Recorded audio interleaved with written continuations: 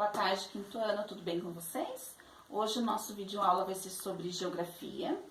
A professora preparou um pequeno resumo sobre o capítulo 1 e 2 para vocês, para a gente dar uma revisada, porque vão ser conteúdos que estarão lá na prova do bimestre, tá bom? Referente ao capítulo 3, que fala sobre as desigualdades sociais no Brasil, nós vamos preparar um trabalhinho no qual eu enviei para vocês na quarta-feira, tá? Pelo Edu Fênix, que é sobre as desigualdades sociais. Então, vocês vão fazer vão fazendo as atividades do capítulo 3 e preparam aquele trabalhinho e me enviem por e-mail. Assim, nós já fechamos uma notinha de um trabalho e esse capítulo 3 ele não estará em prova, tudo bem? Então, vamos lá. No primeiro capítulo lá, ele fala sobre o Brasil, país populoso ou povoado. Então, nós temos que saber a diferença. O Brasil, ele é considerado um país bastante populoso, né? Por que ele é considerado um país bastante populoso? Devido às pesquisas do IBGE, tá? Então, populoso quer dizer, ele tem uma grande população. Acima de 50 milhões de habitantes já é considerado populoso. A maior parte do território brasileiro, ela é pouco povoada, porque apresenta uma densidade demográfica baixa. Então, povoado quer dizer, ele vem da densidade demográfica alta. Esse nosso território brasileiro, ele é pouco povoado devido à distribuição de habitantes pelas regiões. Então, tem regiões que têm muitos habitantes e outras regiões poucos. Então, eles são mal distribuídos. O crescimento da população brasileira, a taxa de natalidade. O que quer dizer taxa de natalidade? Aqui uma observação. Na nossa apostila, ele traz lá os cálculos para calcular a taxa de natalidade, calcular a taxa de mortalidade. Não se preocupem com isso não vai ser cobrado em prova.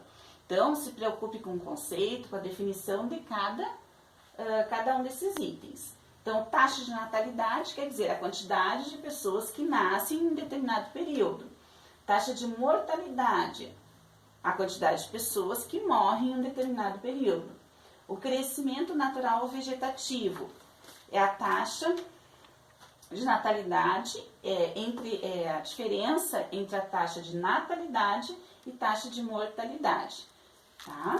E expectativa de vida é o número provável de anos que as pessoas nascidas naquele período vão viver. Ajudante. No capítulo 2, vem falar sobre os imigrantes, fluxo migratório. Então, aqui na tela nós temos uma imagem dos italianos que chegaram ao Brasil. Tá? Então, imigrantes são as pessoas que saem da sua terra de origem, sua terra natal, para ir para um outro país. Quando eles chegam nesse outro país, eles são chamados de imigrantes. Tá? Então, imigrantes, eu estou no Brasil, eu sou imigrante, vou para os Estados Unidos, a partir de que eu estou lá, eu sou uma imigrante. Fluxo migratório é o deslocamento das pessoas de um lugar para o outro. Esse deslocamento, ele pode ser dentro de uma área, né, dentro do próprio país, ou de um país, entre os países. Os refugiados são aquelas pessoas que deixam seu país de origem por sofrerem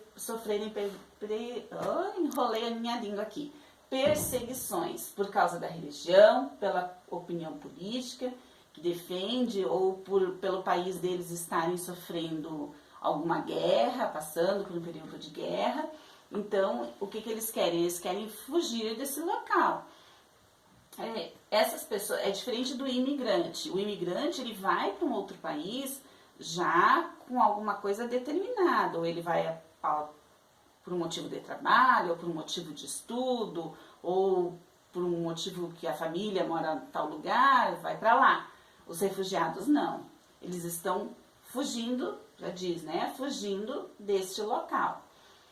No Brasil, nós recebemos muitos refugiados da Venezuela, do Chile, esses refugiados, eles vêm e acabam, eles vêm à procura de melhoria de vida, né, para se proteger. Porém, passam por muitas dificuldades. Então, existe até ONGs que acolhem a essas pessoas. Quanto agora aos fluxos migratórios internos. Então, o que é fluxo migratório interno? A migração interna é aquela que ocorre dentro de um país. Então, esse fluxo migratório, ele ocorre e ocorre também o desenvolvimento econômico do nosso país. As principais causas da migração interna foi a produção de açúcar, a minas de ouro, a extração do látex e as lavouras de café. Da produção de açúcar, deixa eu ver aqui, para você perdeu só um pouquinho.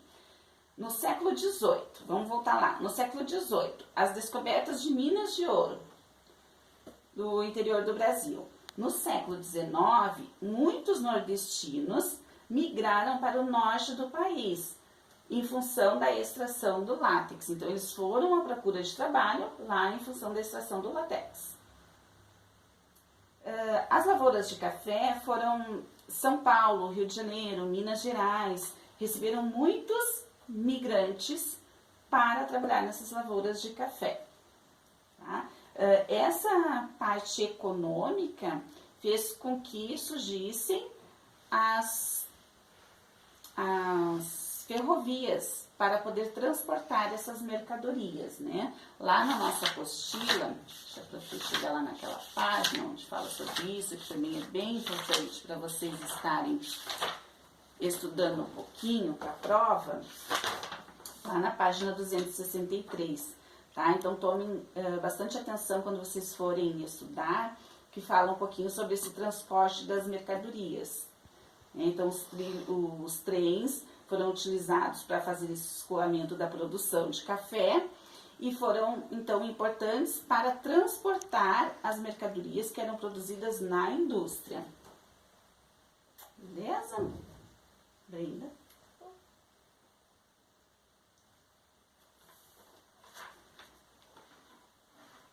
Então, no capítulo 3, vocês já sabem que vocês têm que preparar o trabalho de vocês, tá? Agora a prof vai aproveitar um pouquinho para falar sobre as provas. Vocês vão receber as provas. Eu estou preocupada com a prova de matemática. Quando tenha situações, problemas, que vocês procurem resolver num rascunho e depois coloquem quem for fazer no computador. Tomem cuidado na hora de montar a conta. De repente faz ela lá deitadinha, né? E coloca a resposta bem certinha, para que não haja confusão, né? Nas demais, quando forem escritas, quem desejar fazer escrita, caprichem na caligrafia, leiam o enunciado muitas vezes, se for necessário. Não façam correndo, vocês vão ter tempo para realizar as provas estão bem tranquilas. Eu creio que vai dar tudo certo. Qualquer dúvida que vocês tiverem no momento que estiverem estudando ou algo parecido, comunique lá no EduFélix e eu retorno para vocês, tá bom? Até mais!